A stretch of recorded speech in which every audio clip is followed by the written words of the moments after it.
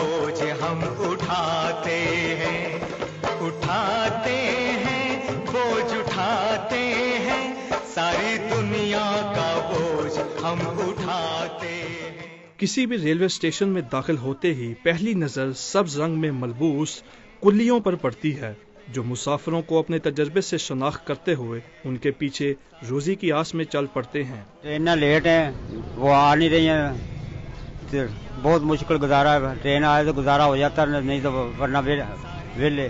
Platform पर train की आमद के साथ ही कुल्लियों का काम शुरू हो जाता है, चाहे सुबह का उजाला हो या रात की तारीकी। हर गुजरते दिन के साथ आमदनी में कमी ने इनको मायूसी की दलदल में धकेल दिया है। लाहौर रेलवे स्टेशन समेत मुल्क भर में कुल्ली ठेकेदारों के मातहत काम करते हैं और दिन भर की आमदनी चाहे कुछ भी हो, उसका 30% हिस्सा ठेकेदारों का होता है। ठेकेदार जी बस जो कोई सवारी 150 की होए, साढ़े को 100 की तो पैसे में रुपये 30 ले लेंदा, अगर नहीं होए तो 50 रुपये ही लेनी है मजदूरी दे। आमदन कोई भी नहीं है, सानू मजदूरी है। अगर ट्रेन आन सवारी आवे तो फिर ही सानू कोई सवारी लभनी है, इस तरह तो कोई सवारी नहीं सानू लभदी। इन कुल्लियों की ना तो कोई यूनियन है और ना ही इनकी फलाह बहबूद का कोई इदारा है। दूसरी जानिब बढ़ती हुई महंगाई में आम लोगों की बचत की कोशिश इनकी माशी बदहाली में मजीद इजाफे का सबब बन रही है।